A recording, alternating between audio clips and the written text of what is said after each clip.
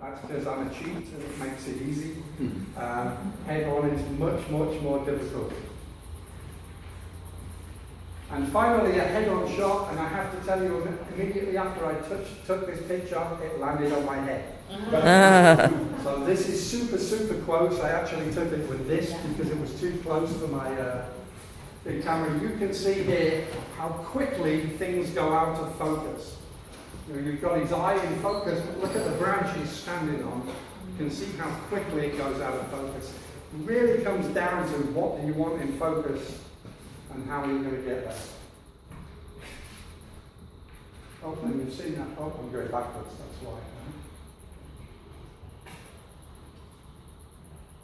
Oh, that's strange. I must have a duplicate in here, my apologies. Okay. So, let's jump a little bit now to hummingbird photography just to finish it. So, you'll see I put there the need for speed.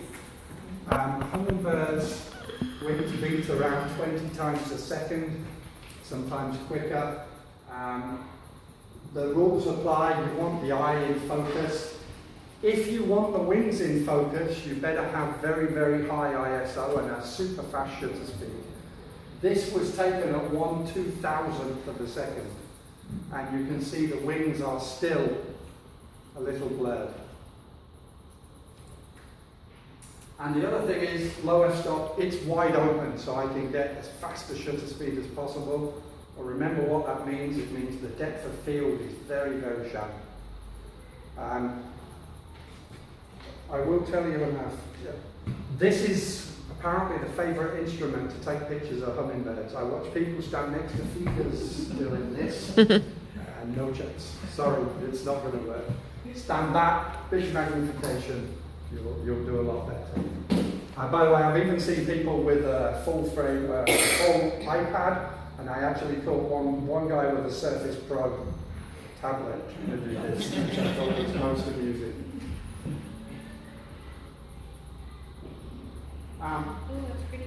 This is a purple-throated mountain gem. This comes from Costa Rica.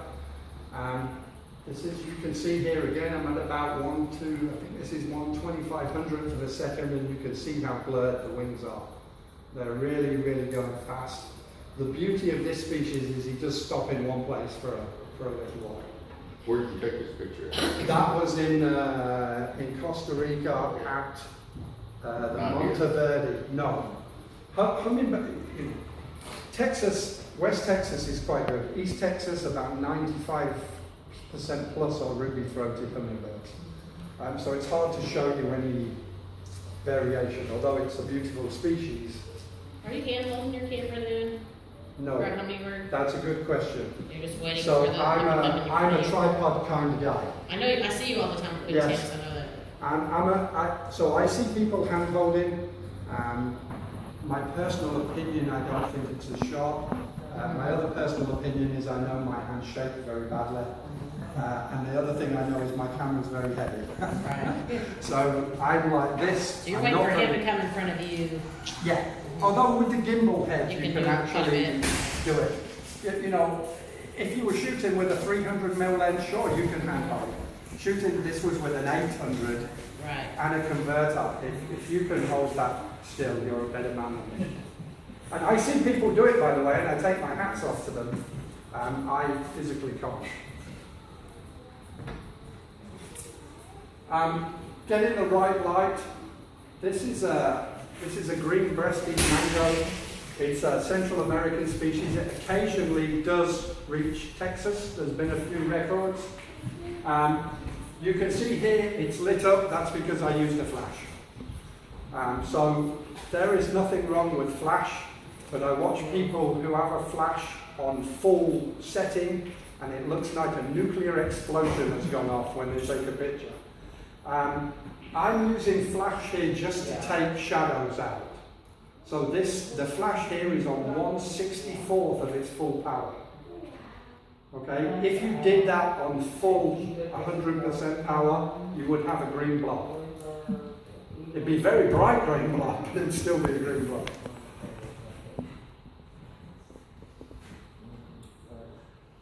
Same with this one. This is a coppery headed emerald. This is actually a Costa Rican native. It's the only place you'll see it. And this actually doesn't show on the picture. It was hammering with rain when I took this. It was absolutely torrential. And the flash actually, luckily I don't have any drops in the frame at the time the flash went off. But it gave me enough light just to get the colours of the bird.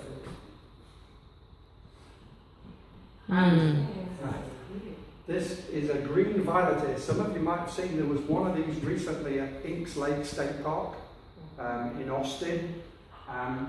It's quite a common species in Central America. I've never seen one do this with its ears, or so-called ears before.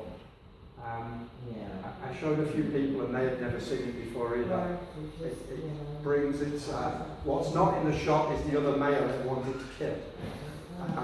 So it's clearly an aggressive posture.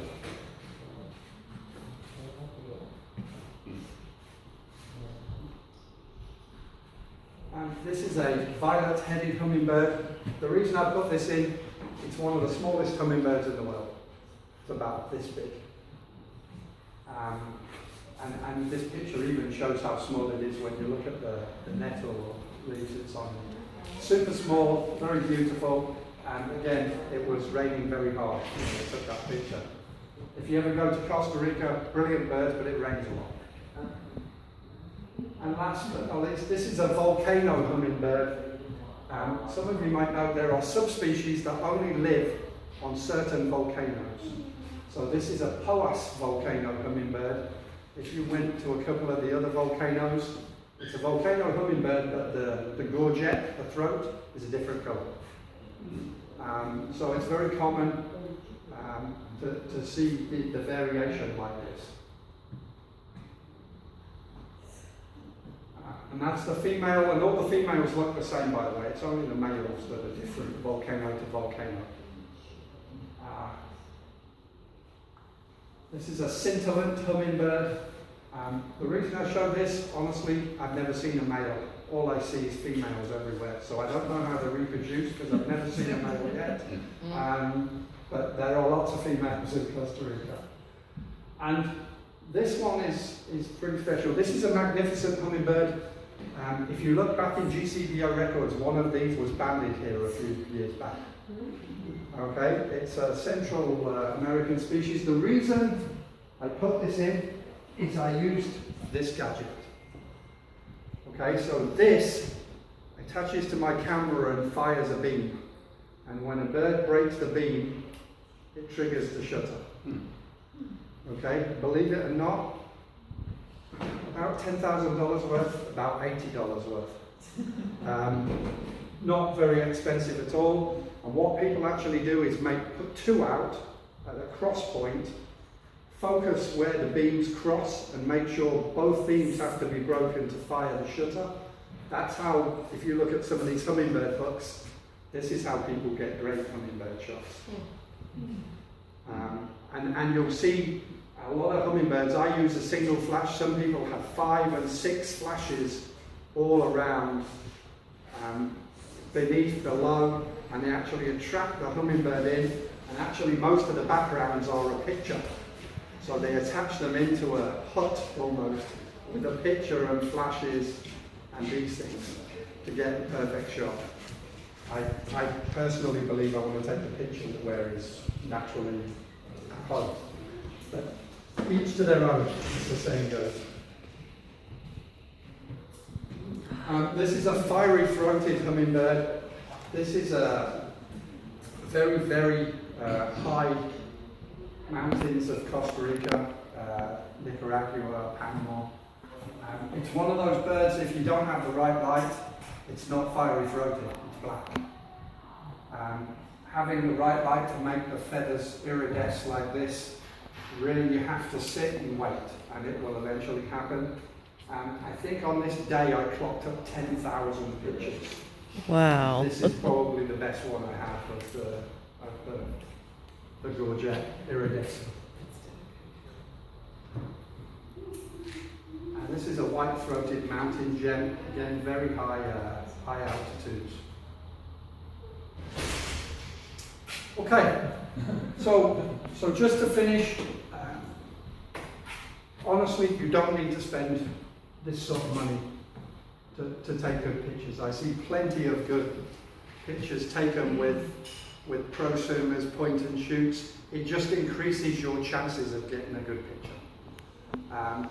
The other comment I would make is, if you're going to use prosumer cameras, go out on a very bright sunny day, because they are typically good, not as good, but close when it's very bright.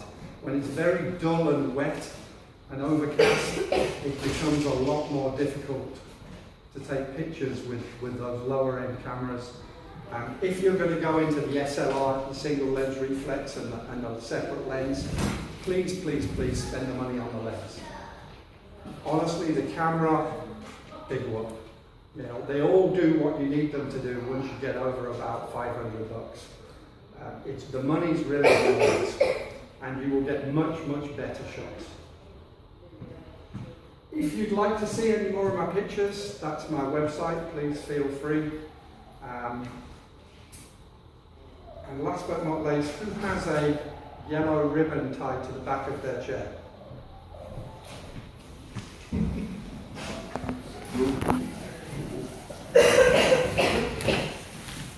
Anybody? I don't find it in here. There should be two. Oh, there's one right here. Sitting in it. There's one right here. Oh, You're close, but no cigar. If you did. can I see it? Bring, can you show me it? Finally, I have the pictures I've just given out to the lucky winners. I have some more for sale. All proceeds go to the GCBO. If anybody would like to come and take a look, feel free. Other than that, thank you very, very much for your time, and I hope you enjoyed it. Thank you. $5 each. Oh, that's nice. Thank you.